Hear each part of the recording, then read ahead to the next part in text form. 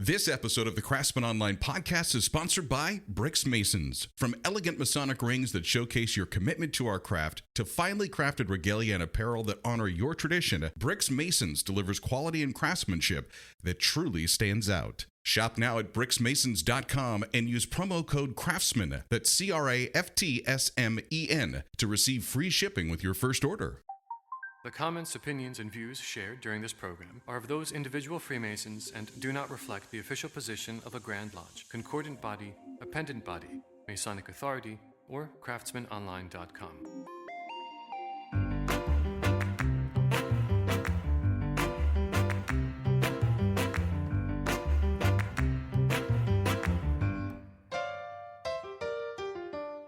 Welcome to the Craftsman Online podcast, the only 5-star rated Masonic podcast endorsed by the Grand Lodge of New York. Hey, welcome back. It's Right Worshipful Brother Michael Arce, and you've joined us for an episode on Brother Lafayette. You know, it's featuring, and I'll warn you, one of my favorite Masonic brothers, authors, and researchers. We get him back to talk about how one person expanded American Freemasonry during a comeback tour for the ages. No, I'm not talking about my guest, Brother Chris Ruli. Whoa. Good to see you, Michael. Right Worshipful Sir. Congratulations. Thank you. I appreciate it. It's an honor to serve both of our jurisdictions. Yes. But now I'm pumped because we are here to talk about your new book, Brother Lafayette. Of course, we have a big thing going with you and Craftsman Online. Just a shameless plug. In the notes for this episode, you'll see the link to craftsmanonline.com where you can get the pre-sale signed book from Brother Ruli on Brother Lafayette, and also keep up to date with all of the bicentennial events that are going on around the return of Lafayette. But before we get into Lafayette, I'd like to kind of get back to learn more about him as a man, as a Mason. Who was this guy? For people that are just checking in and they're like, why are they making such a big deal about him? Why was he so important to America during our revolution? Well, if you were, in high school, let's say, or maybe in college, if you took a history class in college that was associated to American history or maybe, European history, Lafayette might be part of the curriculum. I think most Americans, I would argue, probably know Lafayette as this rich kid, 16, 17 years old, comes to the United States, joins the Revolutionary War, serves under George Washington, fights valiantly and supports the revolution. And then, depending on where your American history ended or history class ended, he sort of leaves and you don't really think about him after that.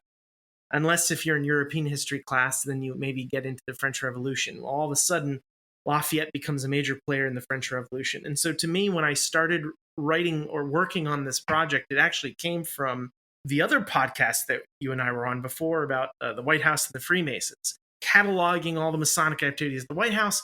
There's one where Lafayette meets President Monroe at the White House. And I thought, man, this would be really cool. These two were both Freemasons. Was there any fraternal thing that came from it? And so I didn't find anything, but also as part of that research, I thought, well, wait a minute, I don't really know a lot about Lafayette. And so 3 or 4 years ago, I started on this mini side quest from my first book on White House and Freemasons. And I thought, well, there's certainly got to be stuff out on Lafayette. And I started to see that there was very little. Let's start there, right? Like, where was he made a Mason?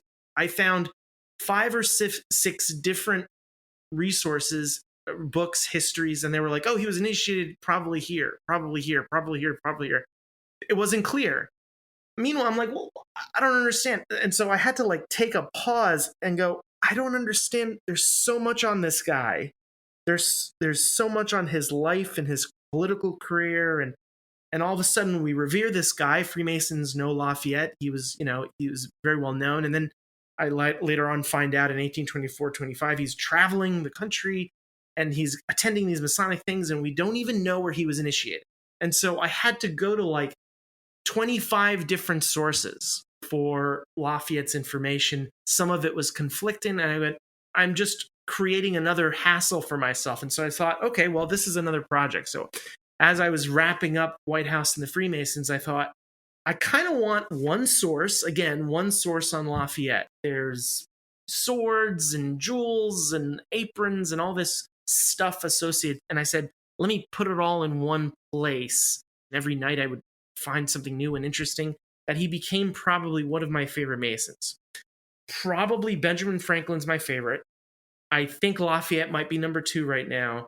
And then maybe number 3 is George Washington in terms of Freemasons that really have something. Let me ask you about that, because I was recently in a presentation. As we mentioned, there's the Lafayette 200 celebration that's going on right now. And the speaker made a comment that I'm like, I have to write this down. He said, quote, Lafayette was the most influential Freemason in American history, even more significant than Brother George Washington. Would you tend to agree with that? There is a claim that can be made based on his travel for that major 1824, 1825 case, his talks, his engagements, the things he said, the things he did, what he was working on, his contribution during the Revolution, that might be true. That I think he might edge out George Washington. I don't think, as an American, you can edge out George Washington in the grand scale of all Freemasonry. George Washington is Freemasonry in the United States when it comes to Masonry, service, politics. That there's a sort of trifecta of a statesman, a soldier, and a Freemason. We see this all the time with Lafayette. He talks about it, and it's one of these things that I sort of constantly saw the same theme of the topic. There are other Freemasons like that. Harry S. Truman, statesman, soldier, Freemason.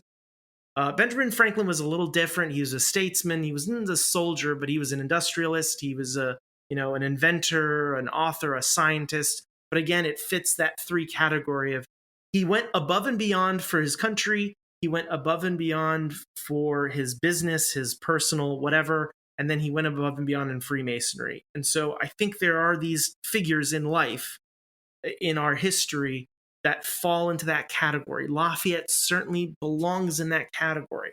But I make the case as well as not only is he one of the most consequential Freemasons in the United States, certainly number 2 compared to George Washington, but his activities coming to the United States in 1824-25, a couple of years later, we have the Morgan Affair.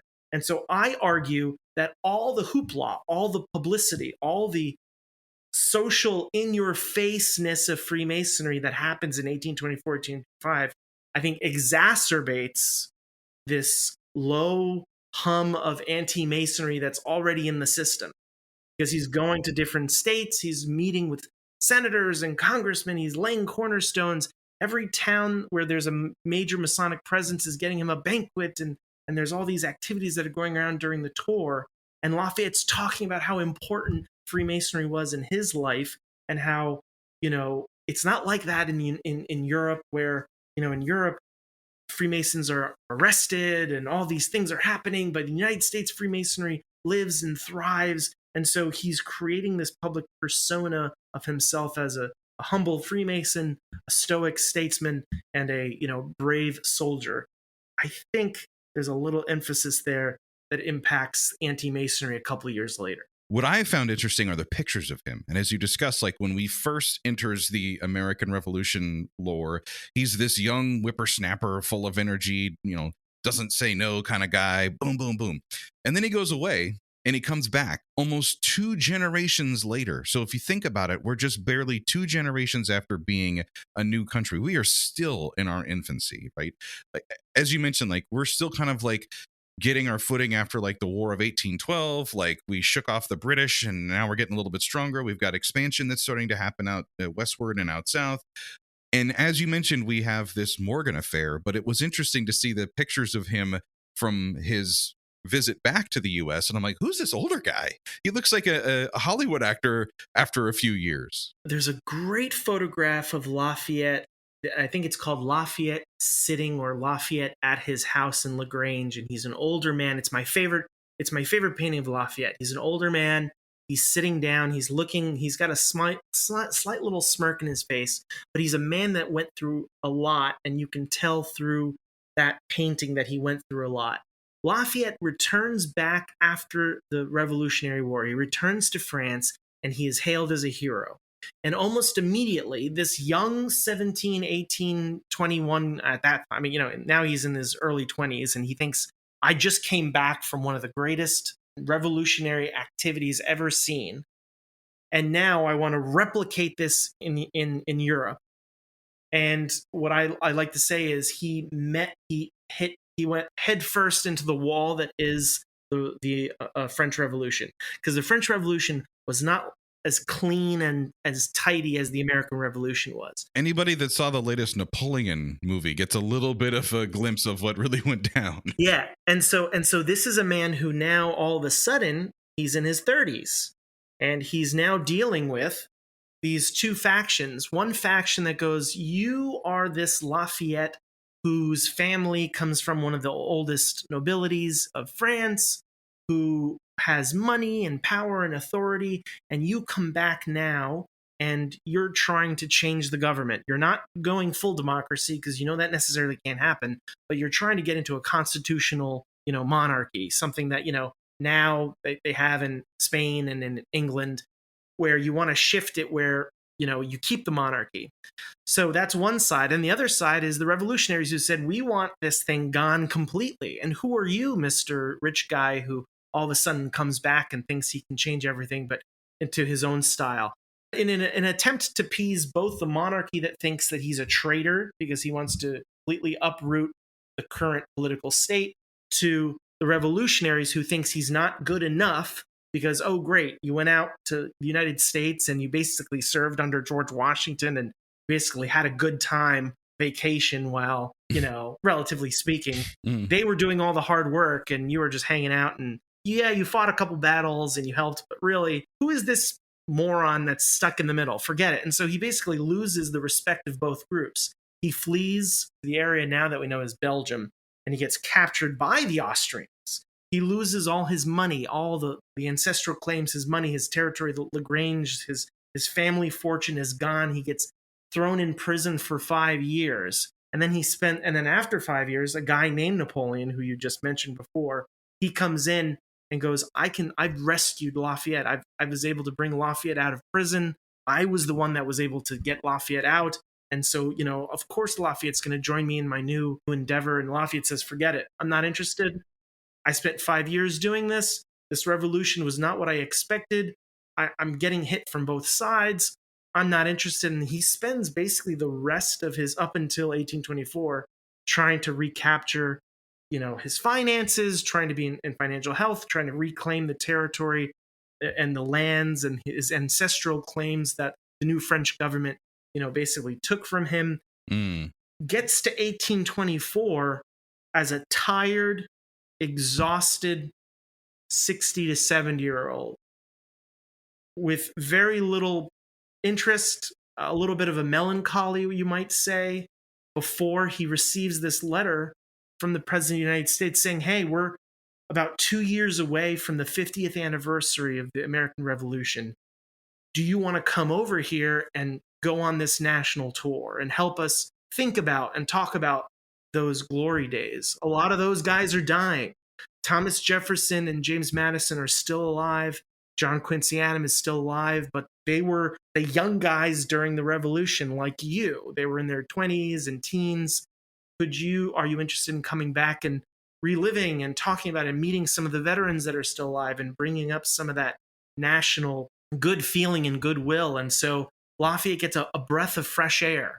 Unfortunately, number one, he was in debt. Not a lot of people realize he was in debt.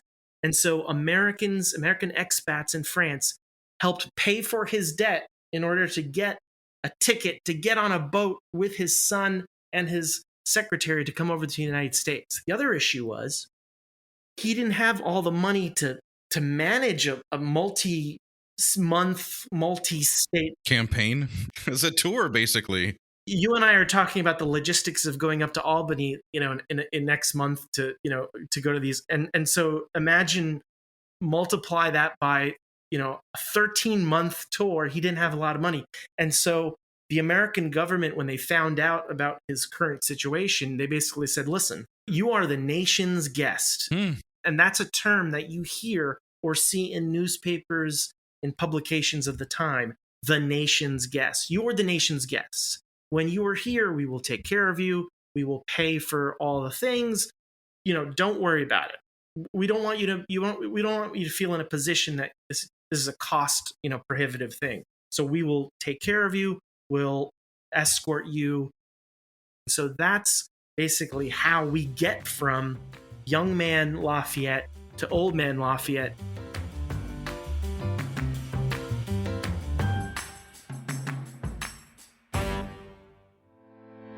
Hey, it's Worshipful Brother Michael Arce. This summer, you can join Freemasons around the country in celebrating the bicentennial anniversary of Brother Marquis de Lafayette's final goodwill tour of the United States. Visit us online at craftsmanonline.com to view our extensive Lafayette bicentennial calendar. Now, this is featuring some really cool parades, Masonic events like history talks with Masonic historian and author and friend of the Craftsman Online podcast, Brother Chris Ruli, also the New York Grand Lodge Lafayette Gala, the Lafayette French degree that'll be taking place in the city, and so much more. Plus, at craftsmanonline.com, you can share your lodge's celebration or event and add it to our calendar. See what's happening this summer as we roll out the red carpet for the celebration of Lafayette's bicentennial, and add your event at craftsmanonline.com.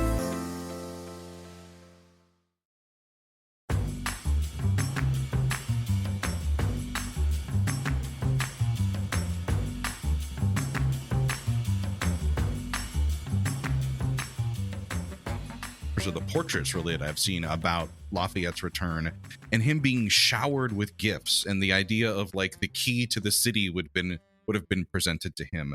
What were some of the notable things that he received, or maybe some of the notable gifts that he gave during his return visit? Most of my work was on Masonic context, so I'm happy to talk a little bit about the Masonic stuff he received. But he certainly received, like you said, honorary titles, gifts of land.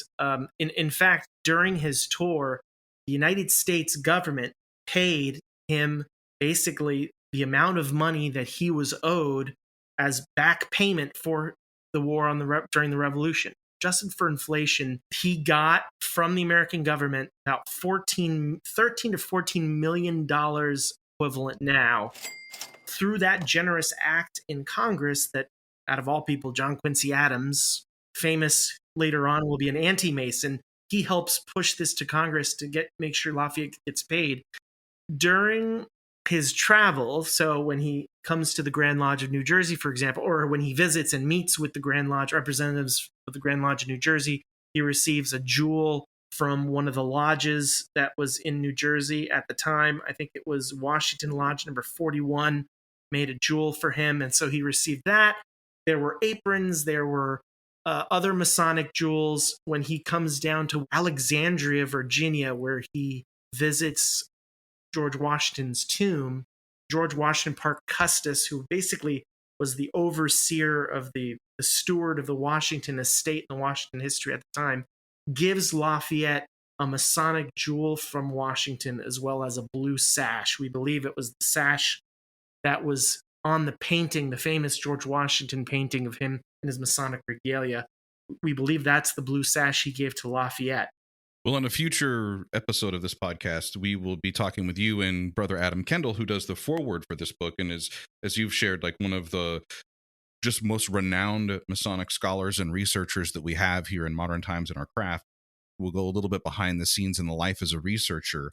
I'm familiar because I follow you on all of the other podcasts that you appear on, most notably the Scottish Rite Southern Masonic Jurisdiction. You're a guest a lot on their podcast. And I hear you talk about getting access to these archives or these historical rooms and getting in there with these texts and these letters and these writings. What was the coolest thing that you discovered, and where were you when you found it? The coolest thing associated to Lafayette, the sash and the jewel associated to George Washington, the fact that, Custis, who had everything associated to George Washington, then Lafayette, according to the newspaper, just wrote, he cut up the jewel, he cut up the sash and gave it to the little kids that were there attending the event. It was, to him, it was just like, yeah, this is cool, but I want to give this out to the people that are here. And I just love that little story. The other story that I really like is one of these coincidences, I call it, of life. where Lafayette meets these other figures in history that sort of become really prominent later on in life, diving through thousands of pages of different information and then finding that little one nugget that you're like, wow, I can't believe this. In Albert Pike's personal biography, he mentions he visits and shakes hands with Lafayette when Lafayette visited when he was up in Boston. Wow. Yeah, because I never think of their lives really crossing. I think of Pike being more of a figure during the Civil War. That's right. With the Confederate States of America.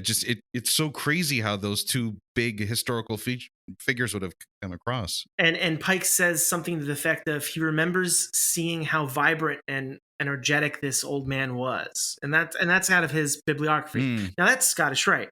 But there's two others. Robert E. Lee. He was apparently one of the marshals or assistant marshal. It's not really clear in the research, but he was one of the folks that participated in the parade when Lafayette visited Alexandria, Virginia. Now, if you know your history, you know that the National Cemetery in Arlington was once the original home of Robert E. Lee. Robert E. Lee married into the Custis family, and that property became Robert E. Lee's property. And then, of course, Walt Whitman, which is probably one of my favorite little mini stories.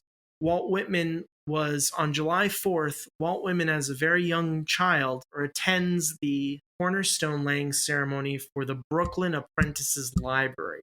That was the first circulating and free public library in New York City, in Brooklyn. And Lafayette was there to lay the cornerstone for that event that morning on July 4th in 1825. According to Walt Whitman himself, and it's corroborated in newspapers and other sources, Whitman says, when I was a little kid, I went there to see that. And I remember Lafayette physically picking me up so he can see the event that was going on. And he remembers Lafayette giving him a kiss. That's such a cool little story. I'm sitting here thinking about the legacy as we know now. Lafayette it's kind of been shaped through at least the eyes of just the general public, the average American, is that seeing him come back, this would have been during a time when America was still kind of rebuilding in certain areas, but growing and expanding and still really defining itself as a nation. And here's this person who can tie you back to the most famous American of all time that just about everybody loved. And it must have been like getting a chance to get a second visit with Washington. I'm so glad you said that. And in many ways, that's what Freemasons really thought about when they were planning and prepping for Lafayette to return. It was tied with the history of the Revolution. It was tied with George Washington.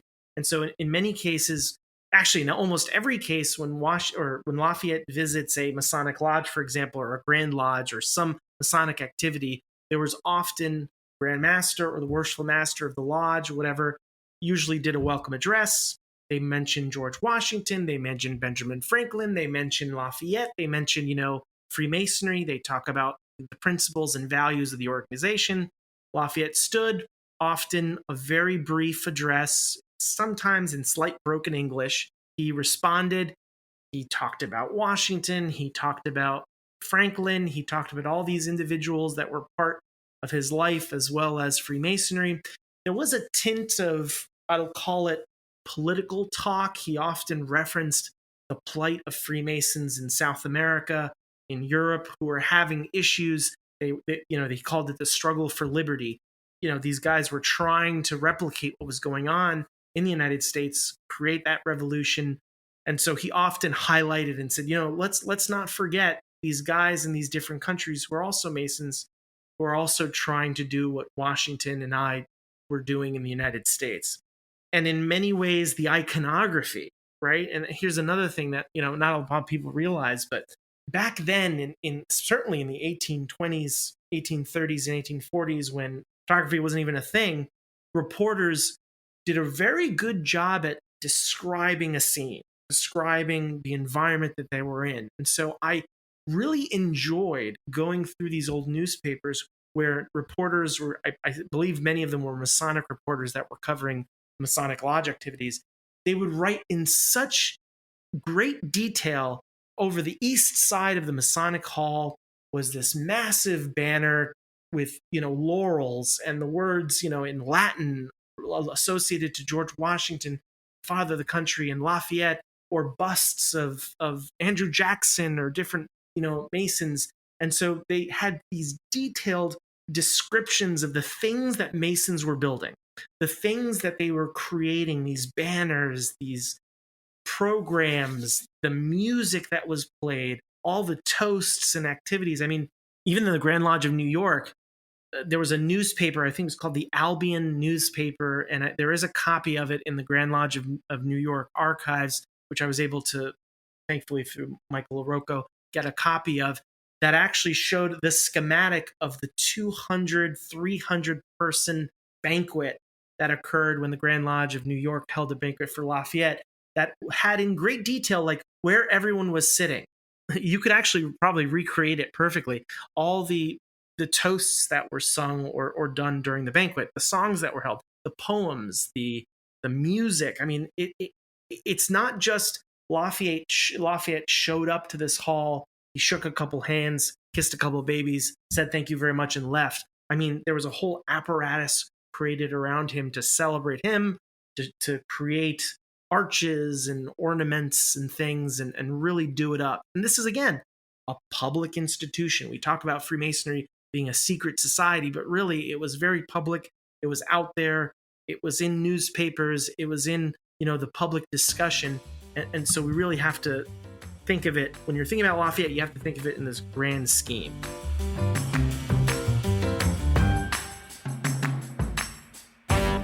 The Craftsman Online podcast is now sponsored by BricksMasons.com, our favorite destination for all of our Masonic shopping needs. Whether it's apparel for yourself or a cool gift idea for another brother, make BricksMasons.com your online marketplace where tradition meets innovation. We're just a week away from Labor Day, the unofficial start of getting back to the school year. And one thing that I remember during this back-to-school season was getting to pick out a new lunchbox. As an adult, you can get yours now at BricksMasons.com. They have a wide variety of Masonic lunchboxes and lunch bags that cover all of our bodies. The one that caught my eye is an insulated lunch bag for under $20. It comes in a wide variety of colors. My personal selection was blue, and they're made with premium materials. I love the zipper closure too. It keeps everything in place. Plus, there's a square and compass on the outside so that everybody in the office knows that's your lunch bag. Visit BricksMasons.com and explore their extensive catalog. Elevate your Masonic experience with style and substance. Plus, Craftsman Online podcast listeners use promo code CRAFTSMAN, that's CRAFTSMEN, at checkout to enjoy free shipping with your first order.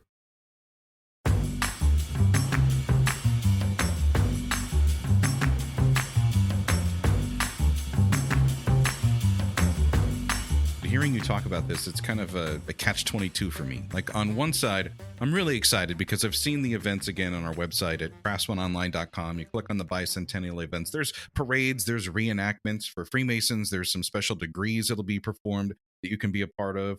Our Grand Lodge in New York is going to be hosting a gala, tons of events. Brother Ruli will be speaking at several different locations. So please, I urge you. You can also share any event that your lodge is doing, whether it's in New York or up and down the East Coast or anywhere in the world. We'd be happy to feature that and spotlight it.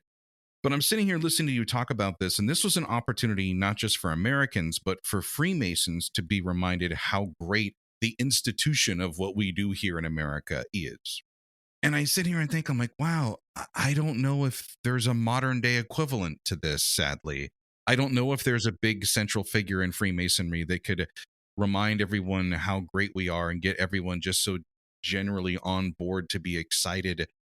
Not to say that we're not proud to be Americans, but it seems like that feeling has passed now, and it kind of makes me sad to think about that. Yeah, I think I don't know where it is, and one of the things that I'm working on, it's just this, I guess it's like Sisyphus, when the ball just keeps rolling down and I keep pushing it up.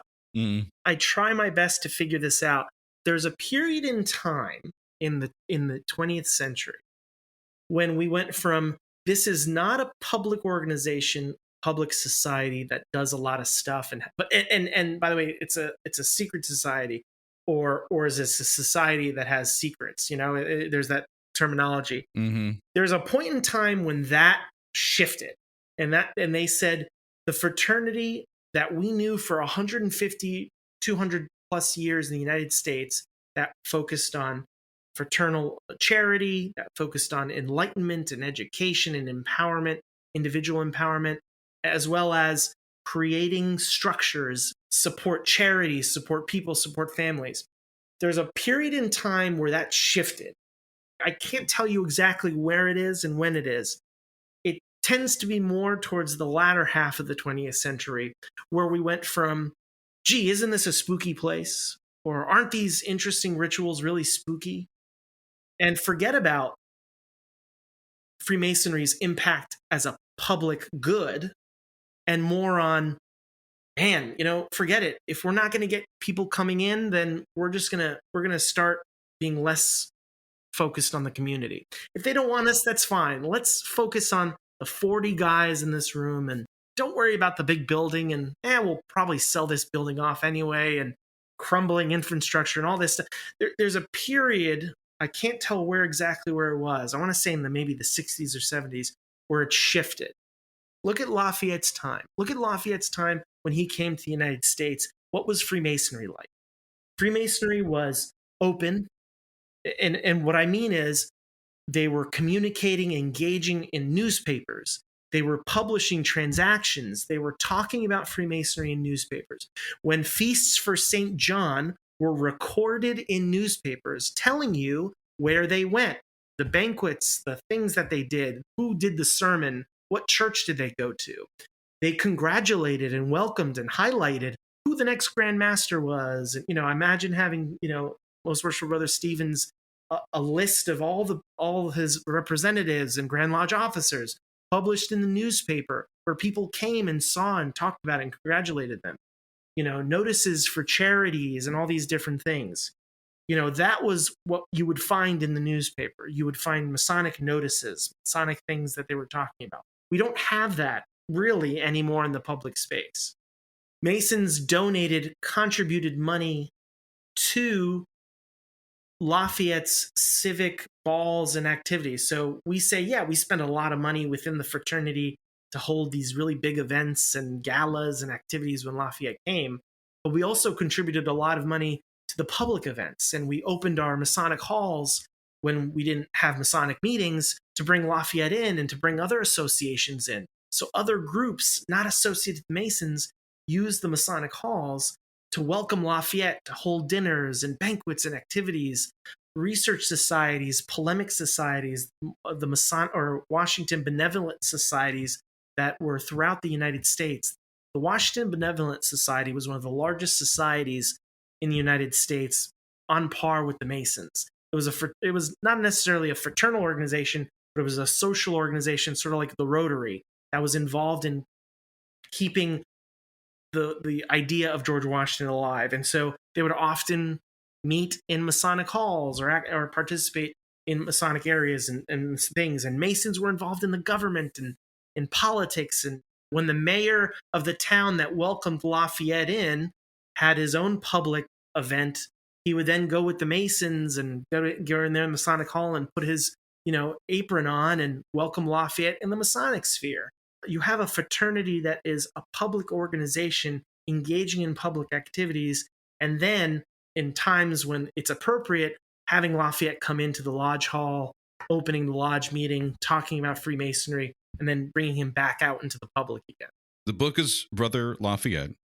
It's the third in his collection. We've got the Masonic author Chris Ruli with us here on the Craftsman Online podcast. I've got two questions left. One, that if I don't ask this question, I know everyone's going to wonder, why didn't you ask him the question about Lafayette's apron? But no. Okay, yes, let's talk about Lafayette. I'm going to hold on that question, as we're going to save that for some bonus time for a subscriber extra episode. Oh, good. For our podcast listeners. So, if you're not a subscriber extra.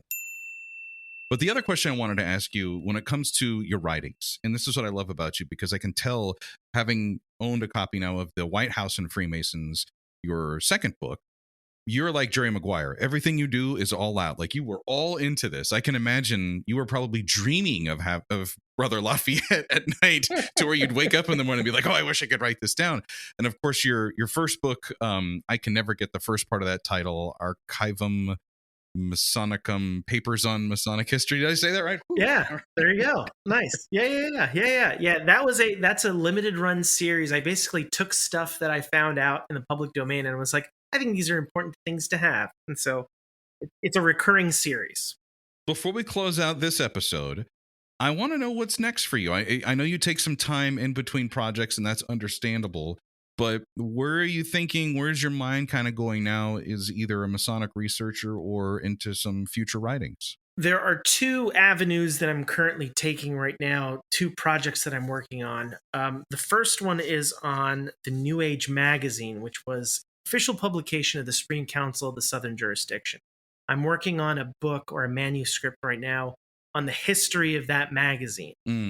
That magazine is sort of like, if you look at the magazine in its original format, the first couple decades, it was sort of like the National Geographic. I've not seen a copy of it, but I've heard that that's the podcast that you do with our friends from the Scottish Rite. And I'll make sure to include the link so people can listen to those episodes. I find them so fascinating, especially thanks to DC traffic. It's a 45-minute drive for me to get to work. So I get to hear the reading of the article, and then you kind of like digest everything. And it's so interesting when you talk about how Freemasonry was written about or spoken about during that time. It was really the esoteric, mainstream philosophy thinkers, seekers avenue.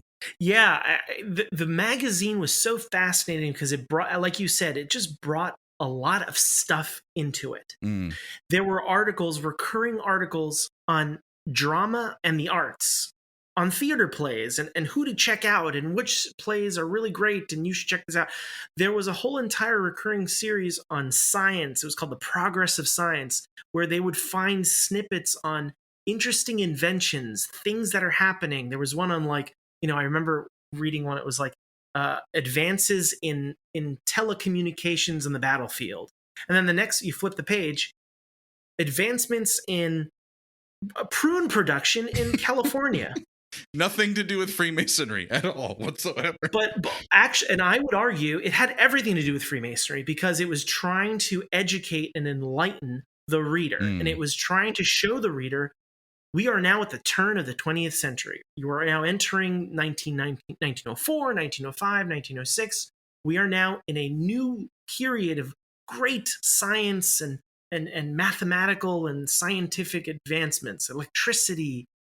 And then the second half of the journal was a history of, Andrew Jackson as a Freemason, copies or the transactions of the next triennial session of the Knights Templar, and then a biography on Albert Pike as, Grand Commander. I mean, it just gave you everything all in one. Larissa Watkins, who's the library of the House of the Temple, said this to me when I first started. She was the one that, hey, Chris, there hasn't been anyone to do this. And it's unfortunate because this is probably one of the greatest magazines ever written on Freemasonry, and it's just left untouched. And so, I told her several years ago, I'm going to work on this. And during COVID, digitized, I have every single digital copy of the New Age in my, little digital library. And so I've been going through them page by page, cataloging every single activity, every single article, trying to understand, right, a history of like a National Geographic. How do you write a history on the National Geographic magazine? You start from the first page and you just keep going. And so I'm working on that. The other thing I've been working on, and it's becoming a little bit of a pet project. I'm fascinated with the art and design of the Knights Templar. I don't know if you're a Knights Templar, Mike, or if you ever had an idea. Not a Knights Templar, but I am fascinated with Masonic art and some of the esotericism that slips in. And is it there on purpose? Is it just a coincidence? Yeah. And so I will say one of the things that I do love to do is I love to go on eBay and find old programs, old triennial session vouchers and souvenirs. And I've started to collect, and I think my wife thinks I'm a crazy, well, my wife already knows I'm a crazy person, but I've started to collect programs and souvenirs and ribbons and things. And so I've been working on this idea of like the art of the Knights Templar, the apparatus of Freemasonry created from like the 1860s all the way to like the 1940s and 50s. We produced all this stuff, or now at least they're like mass marketed and manufactured. You can get them on like Amazon or, but back then they were original hand printed gold inlaid, these gorgeous things that people had such respect for. And so I'm scanning them, and I'm writing I want to write like a nice coffee table book on that. You fascinate me. I'm waiting for you when you were talking about the Knights Templar, like all the collection. I'm like, your wife must also think you're trying to start the Chris Ruli Masonic Museum of fine collectibles and things. No. I'll probably donate it to the House of the Temple or something. Or, well, let's cut that out. So I don't want the House of the Temple coming and saying, "Hey, you said back in 2024, you're going to give your stuff over the House of the Temple." Yeah. Hey, if you've enjoyed this episode with Brother Chris Ruli, make sure you follow us on Spotify, subscribe on Apple Podcasts, or on YouTube so that you can catch our next live stream when we are interviewing our guests on the Craftsman Online podcast. We get new episodes for you every Monday morning. This is Right Worshipful Brother Michael Arce reminding you that you can listen to our episodes early, ad-free, and get access to some of our bonus content by becoming a Craftsman Online podcast subscriber through Patreon. Get the link to start your 7-day free trial in the show notes for this episode. Until next time, let peace and harmony prevail.